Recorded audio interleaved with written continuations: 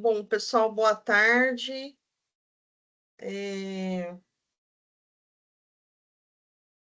A aula de língua portuguesa sem mistério já está sendo gravada.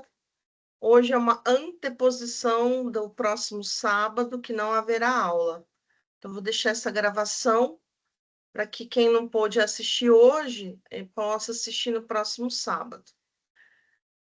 Nós vamos falar hoje sobre vários temas. Então, é leitura e compreensão textual. Nós vamos falar sobre o uso da crase, pontuação e que mais? Coesão textual, né? Que pega bastante na hora de escrever textos na língua portuguesa e também na questão de provas de concurso e interpretação textual. Porque quando a gente fala em interpretação de texto, o que vem na cabeça? A língua portuguesa escrita tem ali um texto. Como é que esse texto ele é feito? Então ele parte de uma costura de várias palavras em português. Essa costura, pensa numa colcha de retalhos. Todo mundo imagina aí uma colcha de retalhos. Você não pega vários pedacinhos e vai costurando para formar uma colcha? O texto em português também é assim. Nós pegamos várias palavras e nós costuramos para dar uma frase, para dar um parágrafo e formar então um texto. Só que se eu não usar os elementos coesivos corretamente, ou até mesmo não usar os elementos coesivos, essas palavras, elas ficam soltas, descontextualizadas, elas ficam desconectadas, né? Então, a colcha de retalhos, ela precisa da costura. E a costura no texto são os elementos coesivos. E quais são eles? Nós temos o uso dos pronomes, que são vários, né, tipos de pronomes: pronome possessivo, pronome pessoal, pronome oblíquo, pronome demonstrativo, entre outros. Nós temos também como elemento coesivo as conjunções, que nós vamos ver várias conjunções na aula de hoje.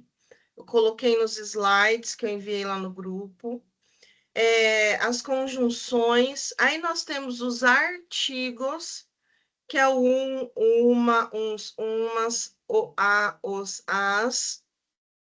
E nós temos, dentro dos elementos coesivos, os pronomes, conjunções, os artigos e preposições, que é o de, com, para, por, acima, abaixo, ao lado, ao redor, que são essas palavrinhas. Então, as preposições, elas também ajudam a dar sentido ao texto. Então, se eu pego uma frase e tiro preposições, pronomes, conjunções e os artigos, o que sobra? Sobra palavras. Tem um autor que usa uma palavra que eu gosto, que ele fala assim: sobra um amontoado de palavras desconectadas umas das outras.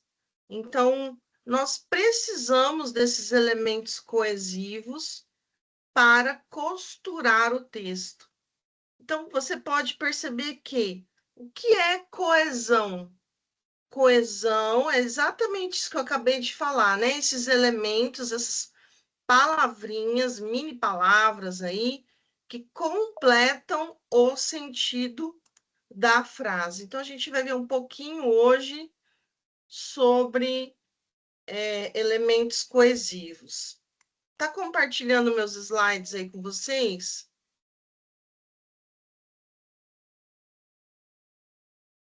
Espera aí só um pouquinho que eu vou abrir aqui. Boa tarde para quem entrou agora. Fala para mim se abriu meus slides aí. Vocês estão vendo minha tela?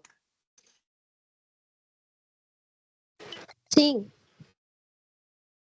Tá, vai dando um oi para mim, tá? Bom, pessoal, então nós temos aqui a questão da compreensão textual. Deixa eu só diminuir um pouquinho aqui. Aí. Então, eu estava falando antes de vocês entrarem o que, que é um texto. O texto, ele se assemelha, né? A gente fazendo aí uma analogia, uma metáfora, figura de linguagem, ele se assemelha a uma colcha de retalhos, onde você vai pegando palavras soltas, palavras, e vai juntando, e vai costurando por meio desses elementos coesivos, a fim de obtermos uma mensagem. Então, toda frase ou texto, ele é costurado por meio desses elementos coesivos que eu estava falando antes do pessoal entrar, os pronomes, os artigos, as preposições, as conjunções, para quê? Qual o propósito? Transmitir uma mensagem ao leitor. Então, dentro do texto, todo texto, nós temos aqui o que a gente chama de canal de comunicação, essa é a palavra usada. O canal de comunicação são as palavras escritas. Nós temos a palavra verbalizada, que é a oral, e nós temos a escrita. Então, o canal de comunicação é escrito por meio de palavras. Qual o grande propósito? De que o autor ou o emissor, são duas palavrinhas, né? Quem emite, por exemplo, eu, professora, emito. Emito, então eu sou emissora, eu sou autora das palavras que vocês recebem. Então, vocês são o receptor, certo? Então, dentro de um canal de comunicação, a gente tem o autor e o receptor, o emissor e o leitor. Então, é quem escreve, quem lê. Então, é muito importante a gente pensar que todo autor, todo emissor, ele escreve uma mensagem de sentido completo, para que haja uma boa comunicação. E a comunicação ela só é eficiente se a mensagem chegou completa, né? Se não teve ruptura no meio do caminho. Esses dias, o que foi? Eu não lembro mais. Mas assim, eu pedi uma tarefa e os alunos fizeram outra. Aí eu até brinquei, né? Houve ruptura, falha de comunicação, porque eu pedi uma coisa e vocês fizeram outra. Então, houve o quê? Uma quebra na comunicação. Essa quebra nós chamamos de ruptura. E o que pode ser uma ruptura na comunicação? Nessa emissão da mensagem. Pode ser uma distração, uma mensagem de WhatsApp, um barulho, alguém te chamou, alguma coisa aconteceu no meio do caminho que você perdeu a concentração. Então, a gente chama isso de ruptura. Então, é muito importante a gente pensar na comunicação como um todo. Então, para ela ser eficiente, o autor, o emissor, precisa transmitir uma mensagem de sentido completo para o receptor, que são vocês, o leitor, que são vocês, e essa comunicação ela tem que ser eficiente. Agora, o que é uma mensagem de sentido completo? Eu vou dar um exemplo. Vocês escreveram, eu, a autora, né, emissora, escrevi um texto, um bilhete, e coloquei assim no bilhete: me encontrem na Avenida Afonso Pena após a aula. Esse bilhete está completo? Fala para mim.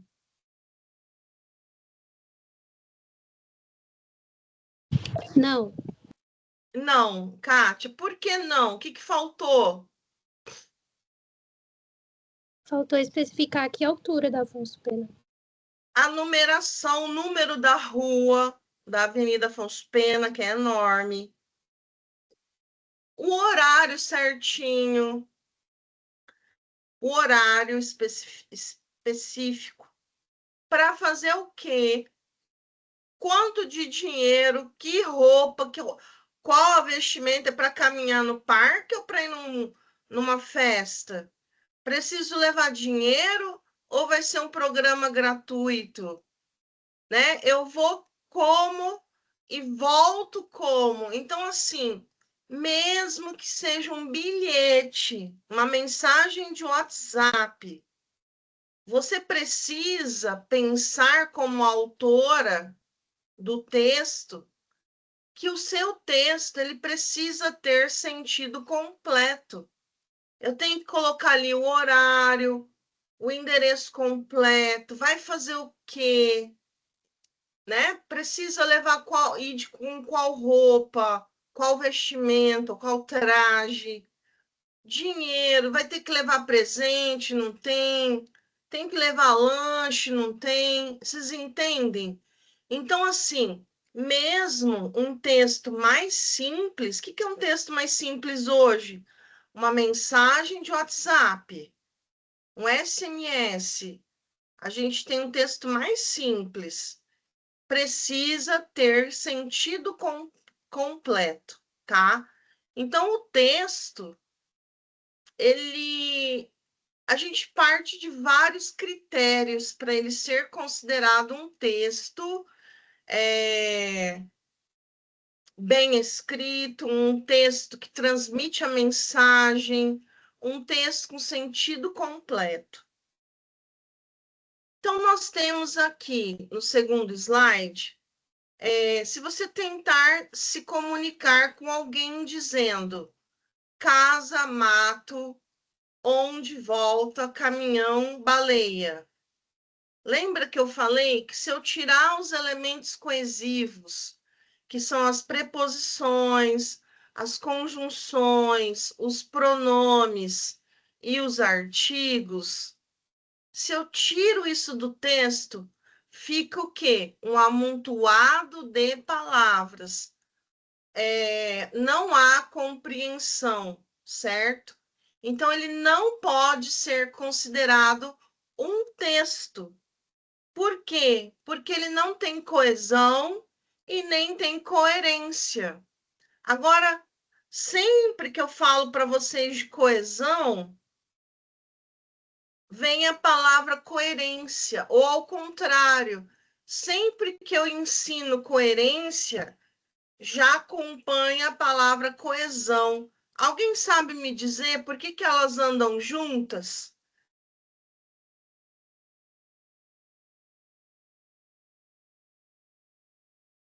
Alguém faz ideia? Por que coesão anda junto com a palavra coerência?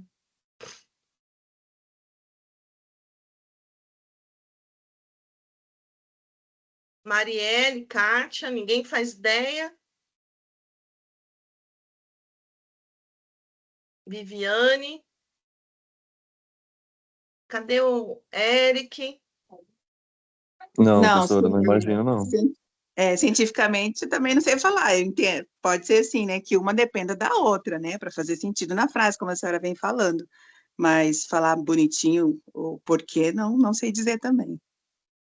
Vivi, uma precisa da outra. Então, é assim, se eu escrevo corretamente, usando lá os elementos coesivos, corretamente, que são os pronomes, as conjunções, as preposições e os artigos, se eles estão bem utilizados, bem usados, né? Bem concatenado ali com as ideias das palavras, o seu texto automaticamente ele vai ser coerente. A coerência é o significado, é a mensagem. Então, pensando assim, se a mensagem ela chega corretamente ao leitor, significa que houve coerência e coesão. Elas andam sempre juntas. Porque se o texto está bem escrito, a mensagem chega. Se o texto está mal escrito, a mensagem ela tem rupturas, ela não chega como ela deveria chegar. Então, ela é incoerente. Em se tratando de coerência também, não é só dela estar bem escrita. A gente tem a coerência, que a gente chama coerência textual, no sentido de significado. Por exemplo, se eu escrevo no texto, eu sou vegana, mas aí eu coloco lá no final, mas eu amo um churrasco nos finais de semana. Então, você teve uma incoerência textual, porque ou você é vegano ou você não é, né? Ou você se abstém da carne ou você come carne. Então, a incoerência, ela também entra nesse campo textual, tá? Então, a questão por exemplo, dos direitos humanos. Se você está lá defendendo os direitos humanos, mas no final você ofende ou transgride os direitos humanos, sinal que você está sendo incoerente, tá certo?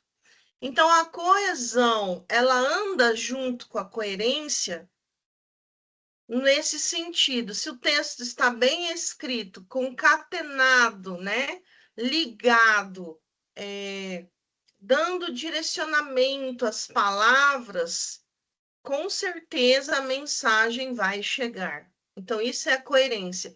A coerência é a mensagem bem escrita, é a mensagem que chega ao emissor, ao receptor, ao emissor não, ao receptor, ao leitor.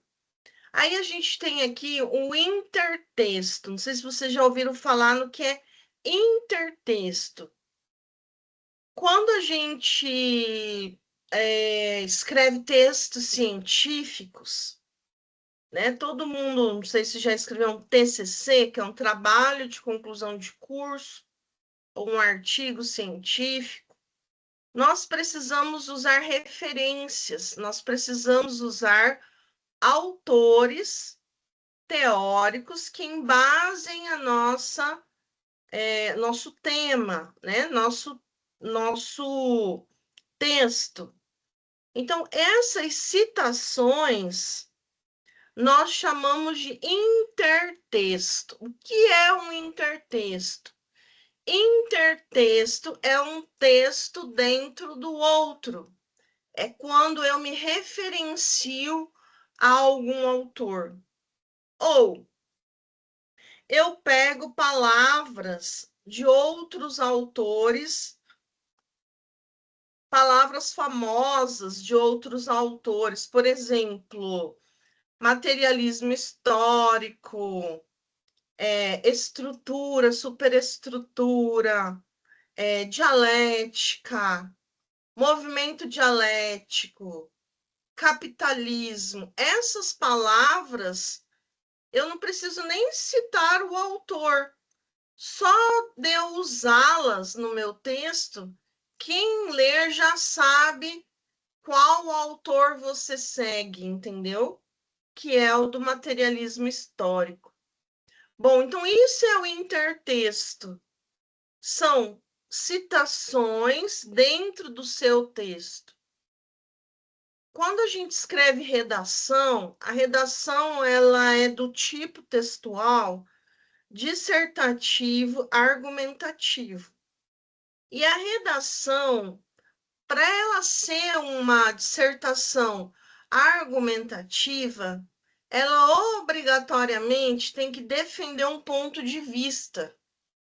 Ela defende uma ideia, ela defende um ponto de vista, se você é a favor ou contra tal assunto. Então, quando eu defendo um ponto de vista, eu obrigatoriamente preciso citar alguém. Então, uma redação, para ser considerada nota 10, né, nota 1000 ou completa, precisa ter de mínimo 1 a 3 referências teóricas, de 1 a 3 autores, de 1 a 3 músicas, 1 a 3 obras, textos, livros, autores, filmes, entenderam? Então, o intertexto é isso. Quando eu cito de forma direta ou indireta esse repertório próprio. Então, eu tenho um exemplo aqui de uma frase famosa de Isaac Newton, que fala assim, ó, se cheguei mais longe, foi porque me apoiei no ombro de gigantes. Então, não sei se vocês já ouviram falar nessa frase. Quando o autor usa essa frase no seu próprio texto, ele está usando esse repertório, né, ombros de gigantes, de Isaac Newton. Aí a gente se remete lá ao manuscrito da era medieval, da mitologia grega, que existe um gigante cego chamado Órion, carregando seu servo, Sedalion, nos ombros, para agir como seus olhos. Então, o gigante cego, Órion, carregava no ombro o seu servo, que ia falando, vai ali, vai aqui, está acontecendo isso ou não. Então, daí que Isaac Newton tira, né? Se cheguei mais longe, foi porque me apoiei no ombro de gigantes. Bom, então essas referências nós chamamos de intertexto. Tudo bem? Intertexto, facinho, né, gente? Intertexto é um texto dentro do outro. Fechou? Agora a gente vai para outra palavra que é chamada de contexto. A gente usa muito na educação. Ai, precisa contextualizar.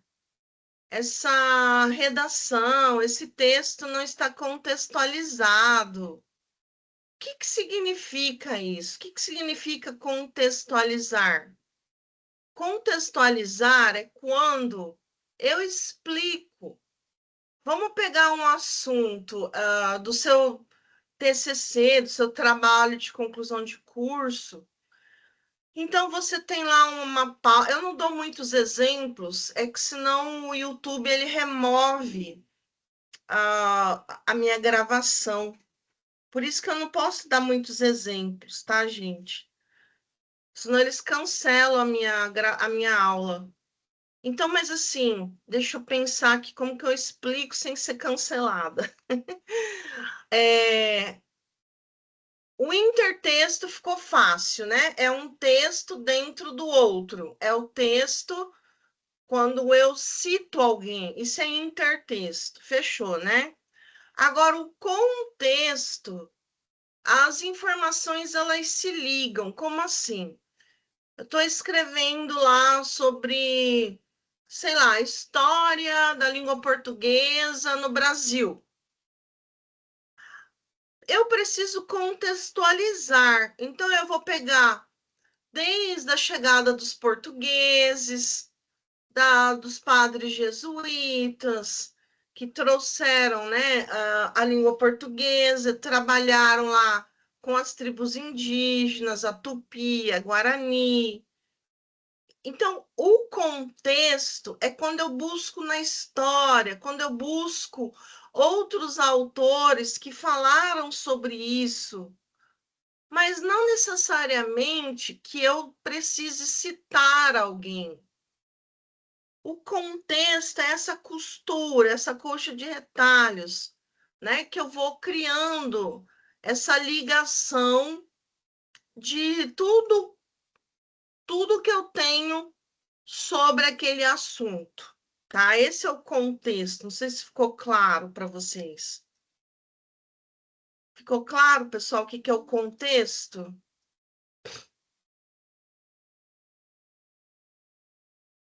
Hoje ficou sim, Pro, né?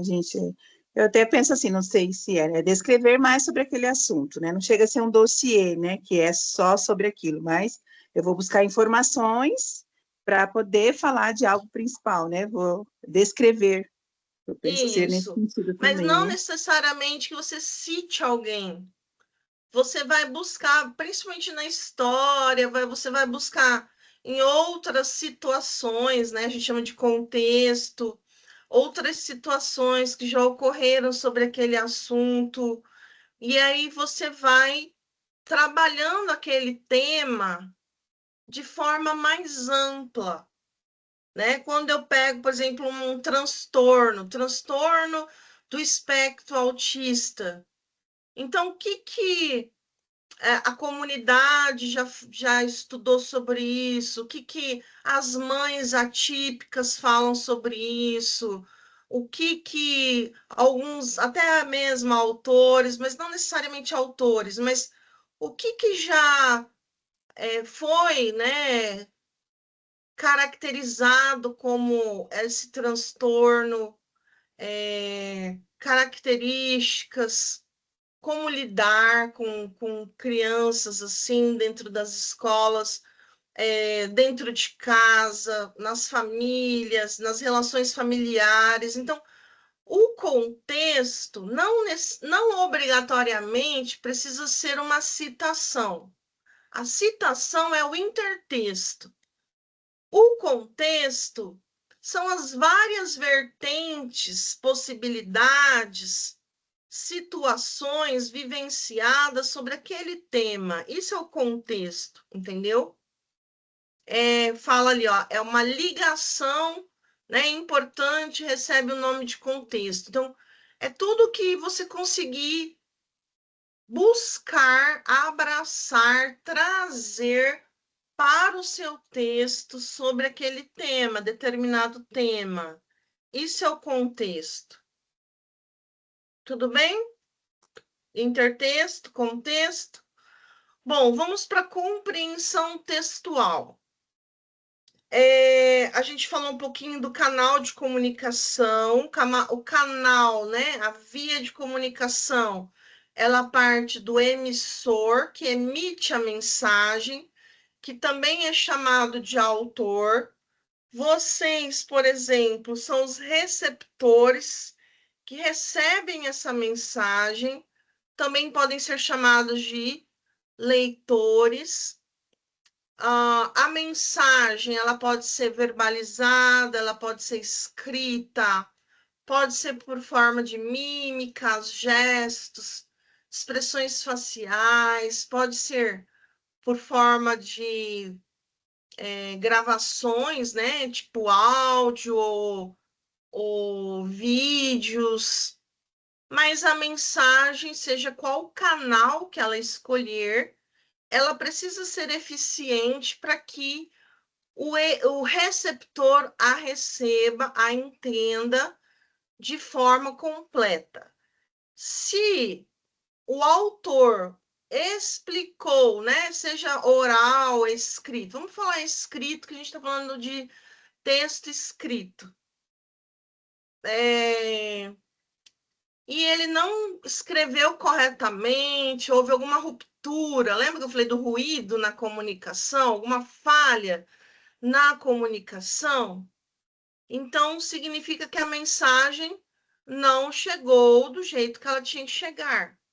Que aí eu dei o exemplo, né, dos meus alunos, que eu dei uma tarefa e eles fizeram outra. outra coisa, nada a ver. Então, em algum momento, houve um ruído na comunicação. Esse ruído pode ser uma distração, um barulho, alguém que bateu na porta, alguma mensagem de texto, algum barulho, sei lá. Alguém que chamou atenção na hora que o professor estava falando, né? O autor, e aí acabou tendo esse ruído na comunicação, tá? Então, o ruído, essa ruptura, significa quando a mensagem não chega.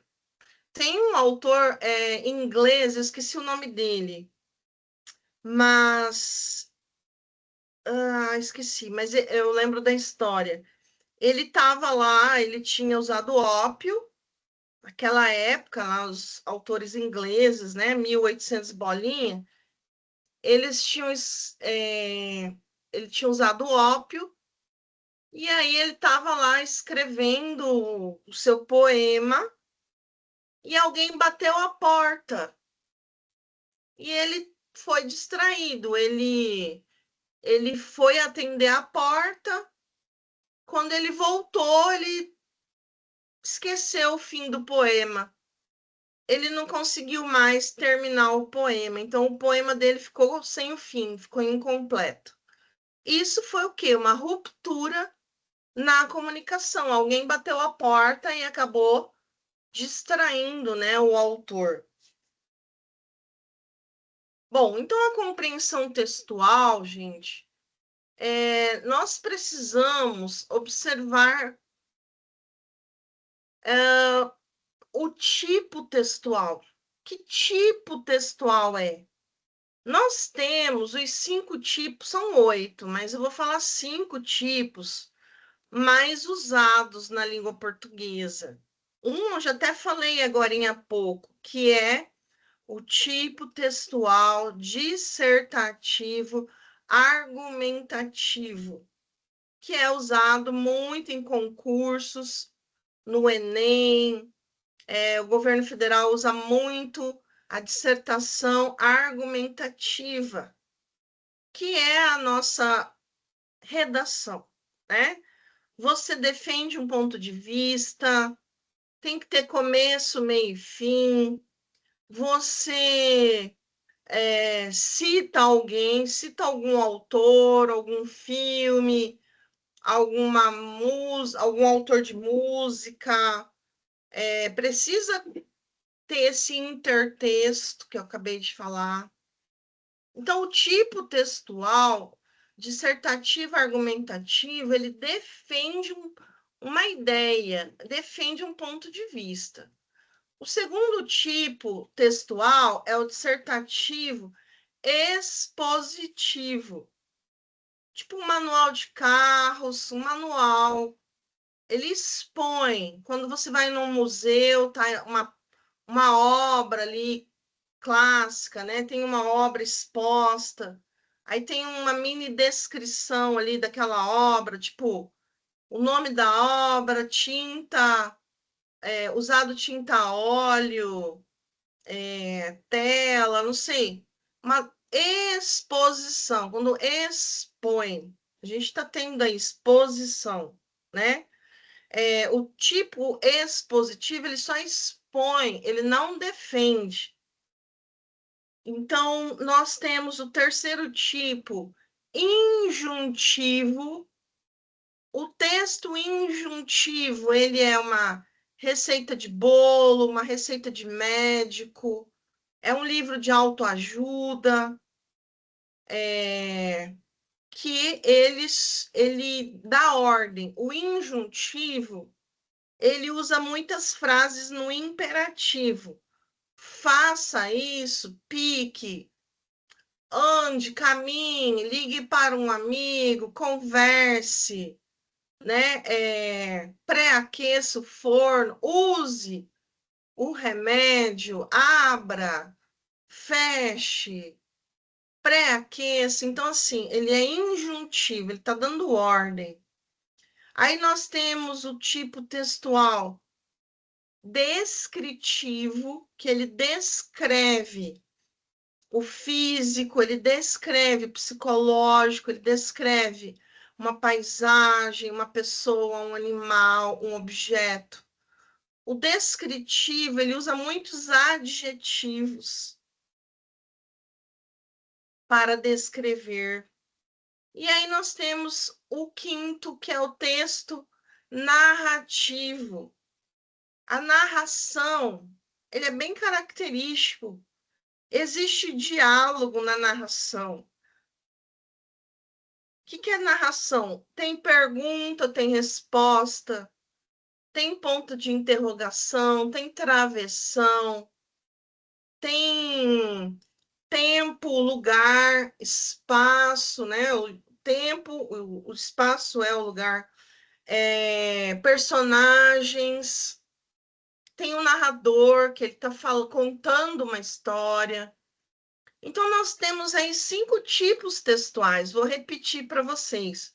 O primeiro é o tipo textual dissertativo argumentativo. Segundo, tipo textual dissertativo expositivo. O terceiro, tipo textual injuntivo. Quarto, tipo textual descritivo. O quinto, tipo textual narrativo.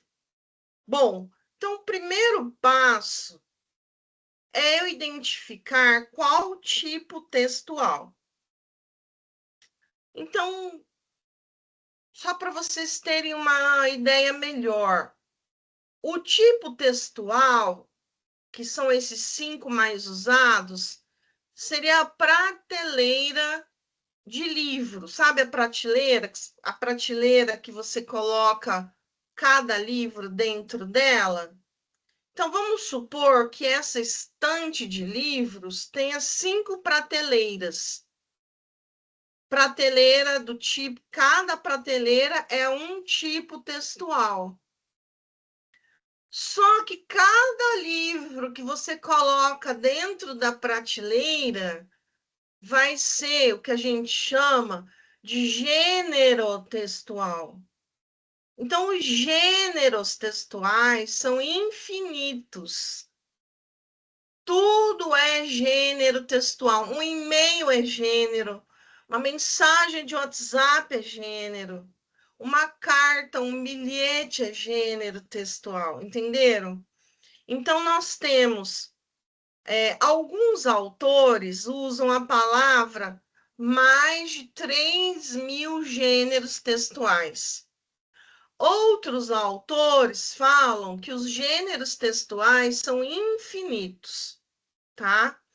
Só para vocês terem ideia. Então, nós temos as prateleiras, são os tipos textuais, que são 5, e dentro de cada prateleira nós temos os gêneros textuais. Fechou? Bom, gente, como é que eu compreendo o texto? Seja qual tipo ou gênero for. Primeiro passo, eu preciso ler o texto mínimo 2 a 3 vezes. Ah, professor, é muita coisa. É melhor você pegar uma prova e ler 3 vezes aquele texto e ir mais rápido nas questões do que ler uma vez o texto e você se demorar nas questões. Certo? Então, quando você lê o texto, já numera as linhas, já vai fazendo algumas pontuações, você numera o texto, numera os parágrafos, você já vai fazendo algumas anotações do lado de cada parágrafo, certo? E isso vai te ajudar a entender o que cada parágrafo fala. Porque nós temos um negócio que chama tópico frasal. O que é o tópico frasal? é, digamos assim, a frase ou a mensagem forte daquela frase, daquele parágrafo. Então, esse parágrafo fala sobre isso. Esse parágrafo fala do objetivo. Esse parágrafo fala da metodologia. Esse parágrafo fala da análise dos resultados. Esse parágrafo é da conclusão. Então, o tópico frasal, ele vai definir qual é o assunto de cada parágrafo, certo, gente? Então, assim, são coisas que a gente tem que observar quando a gente lê um texto. É por isso que as pessoas têm muita dificuldade de leitura e interpretação textual, porque a gente precisa de vários conhecimentos prévios antes de se deparar com um texto, né? A gente precisa saber o tipo textual, a gente precisa saber os gêneros, a gente precisa saber identificar esses tópicos frasais, a gente precisa identificar o próprio autor do texto. Por que quando um professor ensina literatura, vamos supor que ele vai ensinar um livro de um determinado autor, por que ele fala assim, pessoal, vamos estudar a vida e as obras desse autor, né? Por exemplo, sei lá, William Shakespeare. Vamos estudar a vida dele, com quem ele foi casado, qual foi a profissão dele, né? Como que ele foi criado, quem eram os pais dele, quem eram os pais de William Shakespeare, casou com quem foram os filhos, quem foi a esposa, ele vivia do quê, ele trabalhava com o quê, ele vinha de uma família rica, que a gente chama abastada, ou de uma família pobre, né? A profissão, ele era boêmio, ele vivia na noite, né? Bebia muito, usava ópio. Então, assim, por que a vida pessoal daquele autor me interessa? Porque a vida dele, do autor, vai refletir nas suas obras. Não tem como, gente, eu separar vida e obra. Porque o autor, ele coloca no livro aquilo que ele vive, aquilo que ele vivenciou, né? Experimentou durante a vida. Se ele tinha muita raiva, muita angústia, muito sofrimento, ele vai passar isso para a obra dele. Agora, se ele era uma pessoa alegre, feliz, de uma boa família, né? Não tinha problemas, então ele vai passar isso para a obra. Vocês entenderam?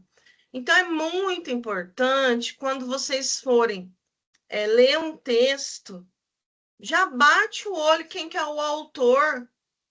Se possível, consulta a vida desse autor para saber como que era a vida dele, tá? Isso também ajuda na compreensão textual, certo? Então, dentro da compreensão textual, a gente precisa, que a gente fala, decodificar esse autor. Por que ele quis falar isso? Por que ele fala nas entrelinhas? Por que ele fala, né, em forma, sei lá, em metáforas? Por que ele é tão claro? Por que ele escreveu desse jeito? É uma forma da gente compreender o texto, tá?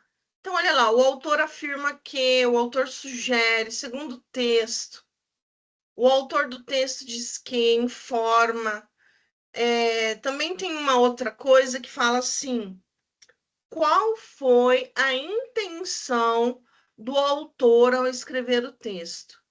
A intenção dele foi informar o leitor, foi persuadir, foi criticar, foi ironizar, foi desespero?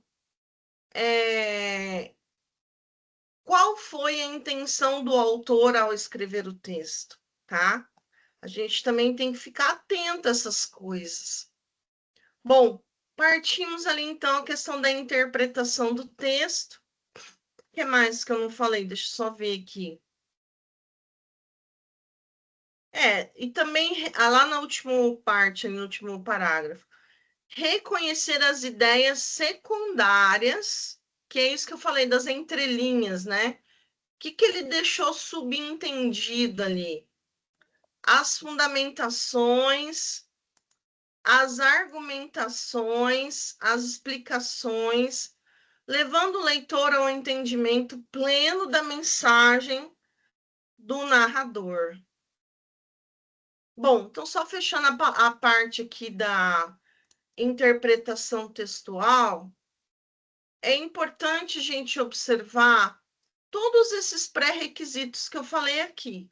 O tipo textual, o gênero textual, a vida do autor, quem foi esse autor, o que ele quis passar, a ideia que ele quis transmitir, essa mensagem, se você é de acordo com essa mensagem ou não, porque às vezes a mensagem do autor fere a sua moral, né? Os bons costumes, os seus valores. Nem todo livro, gente, está de acordo com aquilo que a gente acredita.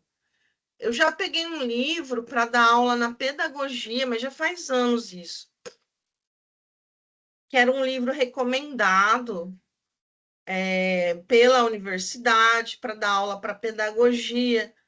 Só que o próprio livro falava muito mal da profissão professor. Daí eu cheguei para a coordenação, eu falei, olha, não dá para dar esse livro, para usar esse livro. Por quê? Porque ele mesmo está matando a profissão, né? Ferindo a profissão. Então, como é que eu vou animar as alunas sendo que o livro está falando mal?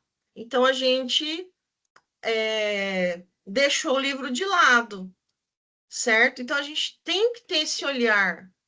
Eu já analisei muitos livros didáticos pela Secretaria de Estado de Educação e também pelo meu mestrado, que eu analisei livros didáticos, e vários livros foram recusados. Por quê? Porque feriam, né, os valores, os bons costumes, a ética, a moral. Não dava para ser livro de formação de opinião, né, de crianças e adolescentes, tá certo? Então é isso. E uma outra coisa, só para a gente terminar a parte da interpretação. Dentro do direito tem uma fala que chama hermenêutica. O que é hermenêutica? Hermenêutica é a arte de interpretar as leis. Então, às vezes, tem uma lei ali, lá na Constituição, né, Federal, tem uma lei ali, e aí um advogado interpreta de um jeito e outro advogado interpreta de outro jeito. Então, isso a gente chama de hermenêutica, que é a arte de interpretar leis.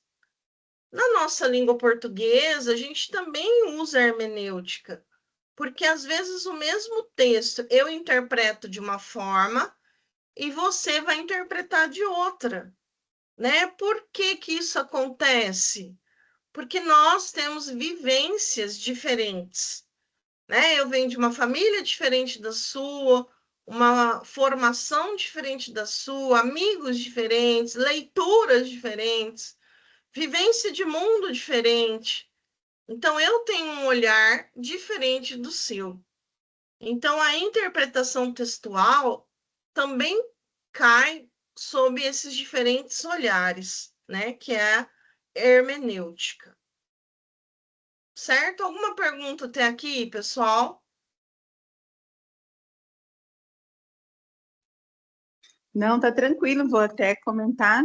Eu sempre brinquei com isso, essa questão da interpretação. Mas eu acredito que seja que o meu estava errado mesmo. Quando está errado e a pessoa fala, não, mas é porque é isso e isso. Aí eu sempre falo assim, mas eu interpretei de outra maneira. Agora eu sei qual é a palavra que eu vou usar. Hermenêutica. Agora eu aprendi.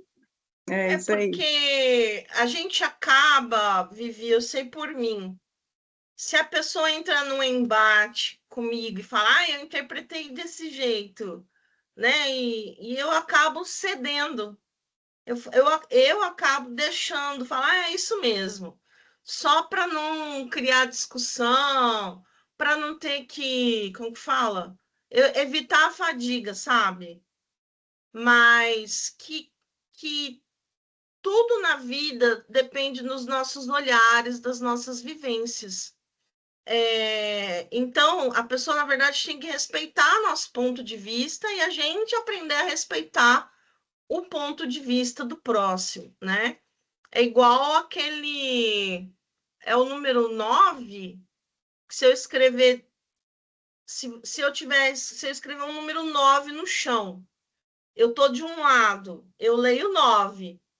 Você tá do outro lado, você tá lendo como 6, não é isso? É o número 9, né? 9, 6. Isso, é esse mesmo. Então, eu tô enxergando 9, mas do seu lado você tá enxergando o número 6, entendeu? Então, a gente tem que acabar cedendo, muitas vezes, para não criar essa discussão, ou esse dissabor, ou evitar a fadiga, como eu costumo dizer, tá? Mas, Vivi, numa prova de concurso, não é bem assim. A pessoa que elabora questões de interpretação textual não pode jamais elaborar questões em como que é a palavra? Dualidade, como que é a palavra? Palavras dúbias, né? Que gere dúvidas, porque senão vai caber recurso, entendeu? Cabe recurso, porque aí é o meu olhar perante do avaliador, do examinador.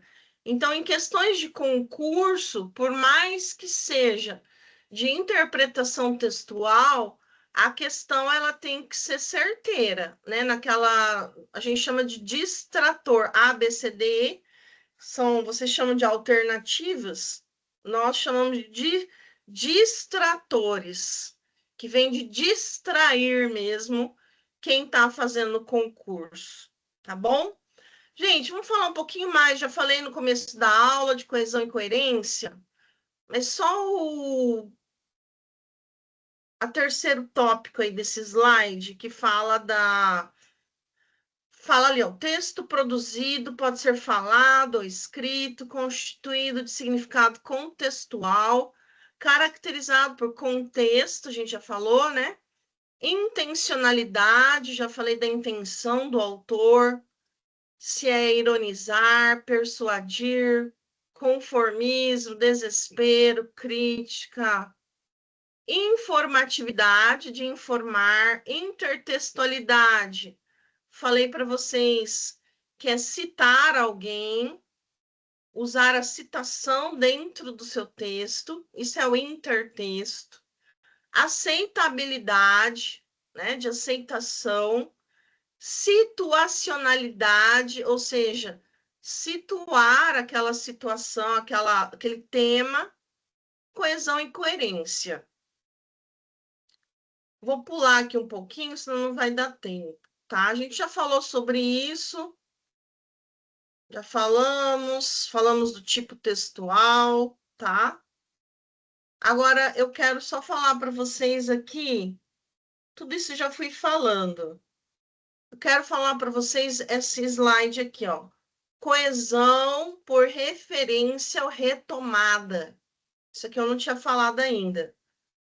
É um dos tipos mais utilizados em um texto. Graças a ela, evitamos repetições de termos, descuido que pode tornar desagradável a leitura de um texto, Os elementos de coesão por retomada, como a palavra indica, retomam um termo que já foi que já está no texto. Vou dar um exemplo aqui. Os alunos do terceiro ano foram visitar o Museu da Língua Portuguesa. Eles foram acompanhados pelos professores da escola. Então, lembra que eu falei para vocês no início da aula hoje que o que era coesão? Eu falei coesão entrava os elementos coesivos, também pode ser chamado de unidade de sentido, que são os pronomes, todos eles, que são vários pronomes, preposições, artigos e conjunções. Então, aqui nesse eles, nós usamos os pronomes, pronome pessoal. Olha lá, eles substituiu os alunos do terceiro ano, a fim de evitar repetição. E um outro detalhe, quando eu usar a coesão por referência, ou coesão por retomada, ela sempre tem que estar na frase anterior. Não pode estar lá em cima no primeiro parágrafo, não pode estar lá no parágrafo anterior. Ele sempre vai estar na frase grudada a ele, tá? Ou seja, vai estar perto, vai estar próximo. Alguma aula eu dei o exemplo da poluição, né? Para evitar a repetição da palavra poluição, eu uso aquela, ela, a mesma, esta, entendeu? A fim de evitar a palavra repetição no texto. Isso chama coesão por referência ou retomada. Agora nós temos o que é chamado de coesão por substituição. Aí entra dois termos que usam bastante em concurso, que é chamado de anáfora e catáfora. Bom, o que é a anáfora e a catáfora? A anáfora, ó, grava assim, anáfora, não tem o AN que vem antes. É o exemplo que eu acabei de dar do terceiro ano aqui, ó. Esse eles é um exemplo de anáfora, porque ele está se remetendo ao termo que vem antes. Os alunos do terceiro ano. Entenderam o que é anáfora? Anáfora é a coesão, geralmente por pronomes, que se remete ao termo que vem antes, para evitar a repetição da palavra. Tudo bem, anáfora? Agora, o catáfora já é o que vem depois, tá? Catáfora, lembra de catar, né? Você vai catar lá, que vem depois. Então, olha lá. Segunda bolinha ali, ó. Enquanto a anáfora retoma um componente, retoma, ó, que vem antes.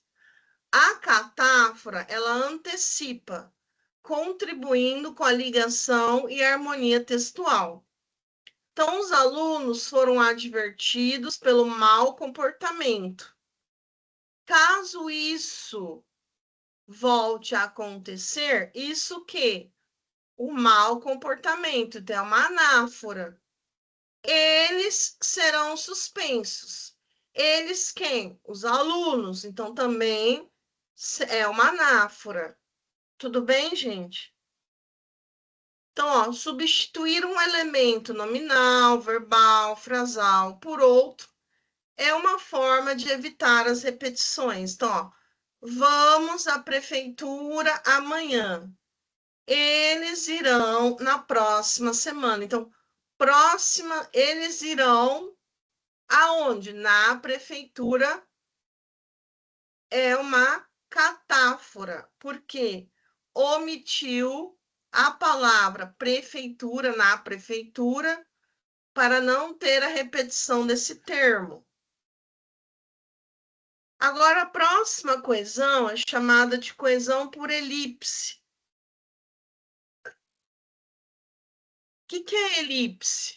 Eu até brinco, né? Eu falo, parece aquele negócio da lua, mas não é elipse, é eclipse. Mas o significado é o mesmo, é omitir. O que é o eclipse da lua? É quando o sol encontra com a lua, né? Então fica escuro. A lua ficou escura.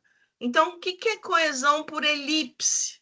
É a omissão de uma palavra ou de um termo. O que é omissão, gente? É quando fica escondido. Olha lá, ó. Maria faz o almoço e, ao mesmo tempo, Maria conversa ao telefone com a amiga. Então, o que eu fiz aqui? Eu fiz uma omissão, eu fiz coesão por elipse da palavra Maria. Para quê? Para não ter a repetição da palavra. Então, olha lá, ó. Maria faz o almoço e, ao mesmo tempo, conversa ao telefone com a amiga. Então, isso, Maria, essa omissão, né, a gente chama coesão por elipse. Temos ingressos a mais para o concerto. Você os quer? Eu estou omitindo a palavra. Você quer os ingressos a mais, entendeu? Para o concerto. Quando eu falei assim, você os quer, os é pronome oblíquo, né? Você está usando o quê? Uma coesão por elipse, a fim de evitar a repetição do termo. Fechou? E aí nós temos ainda o que é chamado de coesão lexical. O que é léxico, pessoal? Léxico é palavra, é o dicionário, é o sinônimo, hiperônimo, os nomes genéricos. Olha lá, tem 2 exemplos aqui, ó. Aquela escola não oferece as condições mínimas de trabalho. A instituição está literalmente caindo aos pedaços. Então, eu usei uma coesão lexical aqui. O que eu fiz? Para não repetir a palavra escola, eu usei instituição, né? Eu poderia falar unidade, certo? Isso é coesão lexical. Eu usei um sinônimo. Olha o outro exemplo. Machado de Assis é considerado o maior escritor brasileiro. O carioca nasceu no dia 21 de junho de 1839 e faleceu no Rio de Janeiro no dia 29 de setembro de 1908. Gênio maior de nossas letras. Ele foi um dos fundadores da Academia Brasileira de Letras. Faltou um Szinho ali. Pessoal, então o que você percebeu aqui nesse exemplo do Machado de Assis? Ó, eu usei a palavra gênio, eu usei o foi, que é o ele foi, né? Coesão lexical aqui, tá? Coesão por conjunção. A conjunção liga orações, estabelecendo relação entre elas. Olha lá. Como não consegui ingressos, não fui ao show, contudo, assisti ao espetáculo pela televisão. Então, nós temos 2 frases, uma justificando e a contudo, né, ligando ali com a outra frase. Nós não sabemos quem é o culpado, mas ele sabe. Adversativa.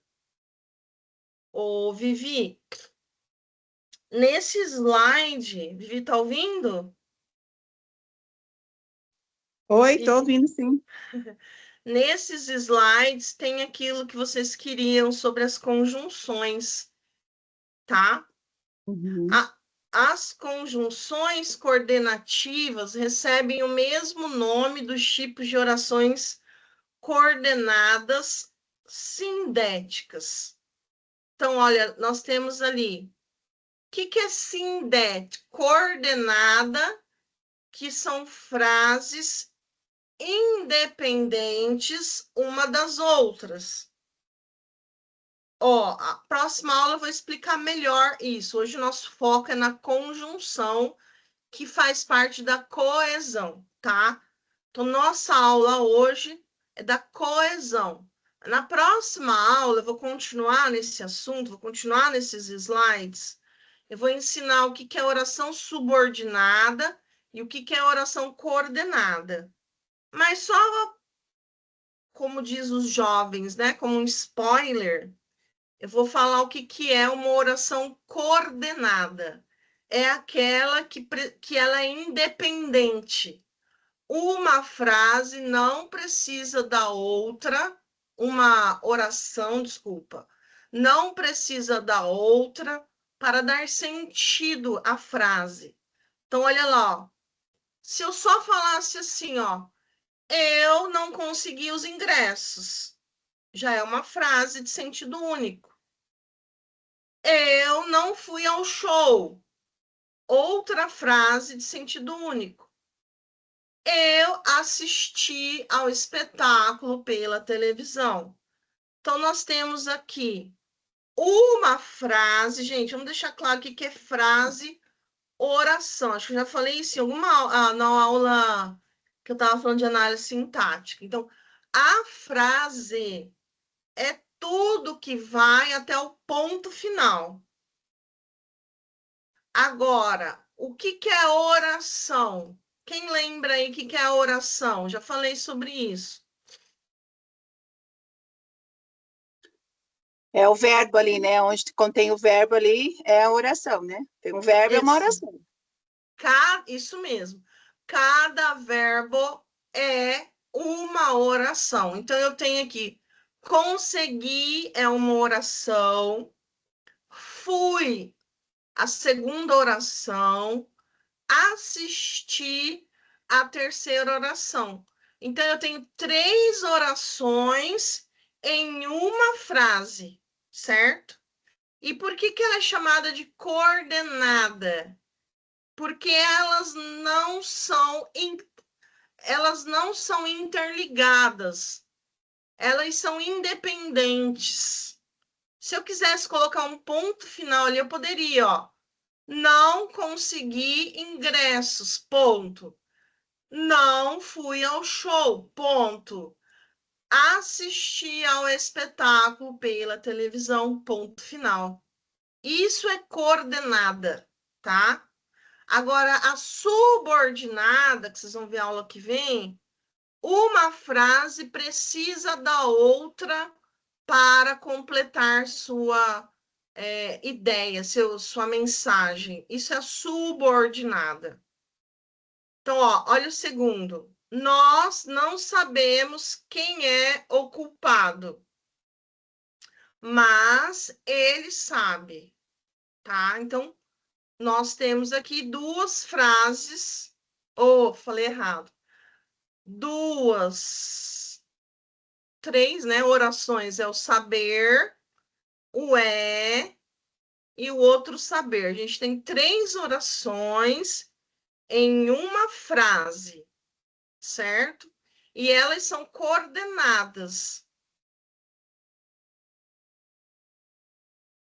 Nós não sabemos quem é o culpado, mas ele sabe. Esse quem é o culpado, ele é uma subordinada.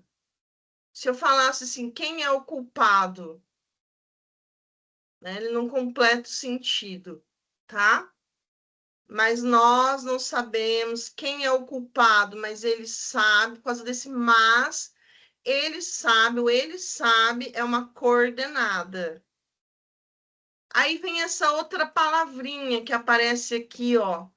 Sindética.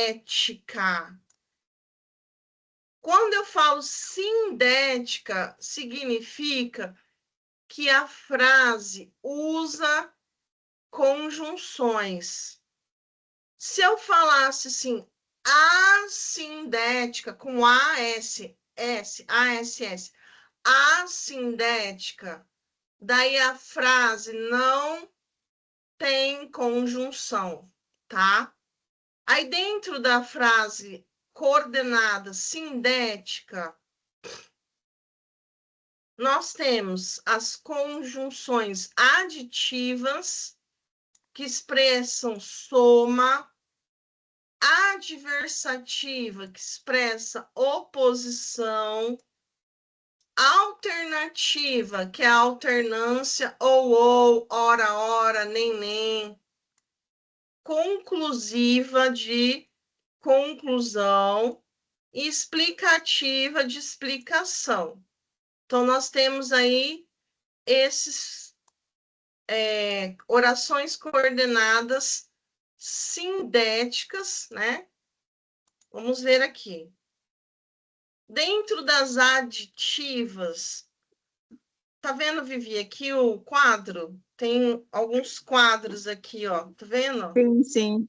Aham, Nesses para ata, né? slides. Aquela vez que a gente estava Que a conversando, gente né? tava falando lá, só copiada aqui, ó. Perfeito. Maravilha. Aditiva, então, nós temos o e, o mas ainda, o mas também, o nem. Pode ler comigo aí. Não precisa abrir o som, não, só vai cantando para poder memorizar. Gosta de chocolate, mas também de vegetais. Conjunção adversativa, ó, contudo, entretanto, mas, não obstante, no entanto, porém, todavia. Então, adversativa que indica contrariedade, adversidade. O que é um adversário? Ele é contrário, né? Correu muito, no entanto, não consegui chegar. Alternativa indica alternância. Olha lá, já meu primo aposentou, aí disse que o nome dele virou Jaque. Já que você está aposentado, leva a criança na escola, né? Uma alternativa. Já que você está à toa, vai no mercado. Diz que o nome dele agora é Jaque, né? Jaque. Uou, ora, quer. Ora quer isso, ora quer aquilo. Não ouvia ou fingia não ouvir. Conclusiva, ó, fechamento de ideia, de conclusão. Assim, então, logo, pois, por conseguinte, por isso, portanto. Farei todos os exercícios. Logo, ou portanto, terei bom desempenho. Explicativas, pois, antes do verbo, porém, porquanto, porque, junto, né? O que, venci porque sou a melhor cozinheira. Olha lá, coordenada. Eu venci, é uma oração.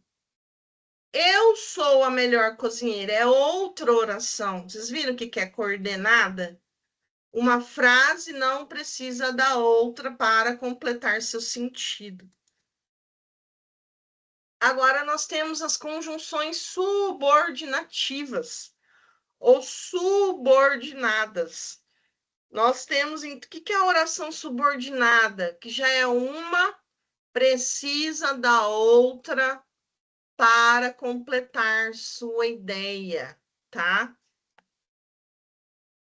Causal, ó, porque, pois, porquanto, como, no sentido de que, pois que, por isso que, a que, uma vez que, visto como, o que. Eu falo que o que, ele é um coringa. O que, ele cabe em todas aqui. Estava bem porque dormi. Concessiva, embora, conquanto, ainda que, mesmo que, posto que, bem que, se bem que, apesar de que, nem que e o que. Embora ficasse calma, sempre tremia. Condicionais. Se, caso, quando, conquanto que, salvo se, sem que, dado que, desde que, a menos que, a não ser que, se tivesse viva, não a reconheceria. Conformativas, conforme, como, segundo, consoante, aflita como coração de mãe.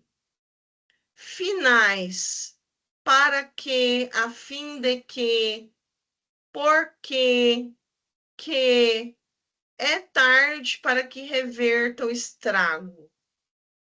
Proporcionais, à medida que, ao passo que, à proporção que, enquanto, quanto mais, no sentido de mais, quanto mais, no sentido de tanto mais, quanto mais, no sentido de menos, quanto menos, no sentido de menos, quanto menos, no sentido de tanto menos, e quanto menos, no sentido de mais, quanto menos, tanto mais. Não gostava de João, quanto mais de Margarida, ou seja, muito menos, né, no sentido de menos. Pessoal, eu sei que é cansativo fazer a leitura dessas conjunções, mas esses quadros aqui que eu trouxe para você, esse aqui, são 3 quadros. Vocês precisam estudar, precisam memorizar, precisam se familiarizar, de forma que na hora que vocês forem escrever um texto, essas palavrinhas venham à tona, né? Estejam na ponta da língua. Tô acabando já. Temporais, a gente vai deixar crase e pontuação para a próxima aula. Deixa eu até anotar aqui, tá? Crase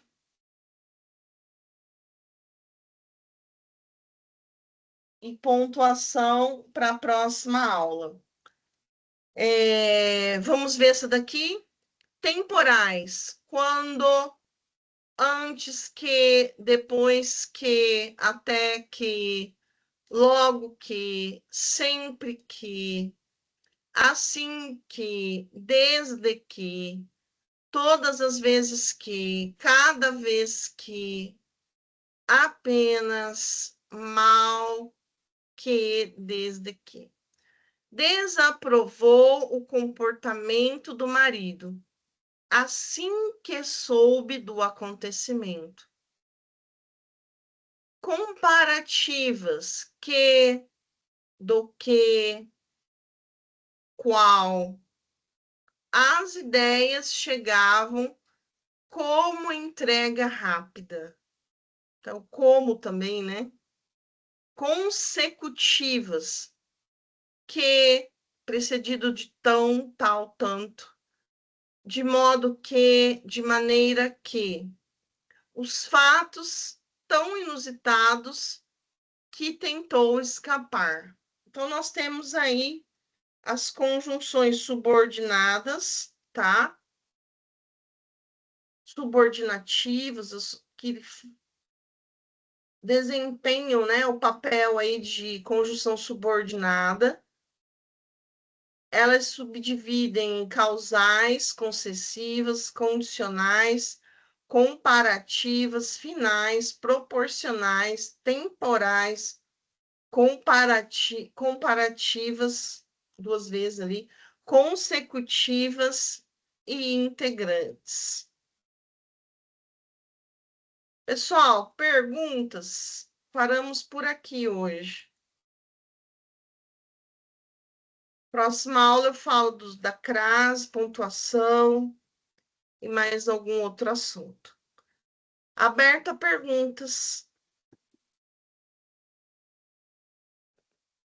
Não pergunta não, mas é como a senhora falou, né? Tem que treinar. A senhora vai falando assim comigo, né? Eu vou entendendo tudo, mas as palavrinhas, da hora que a gente vai fazer análise de uma frase, que quebra um pouquinho, né? Que nem agora a senhora falou de subordinada, tá? Então a gente tem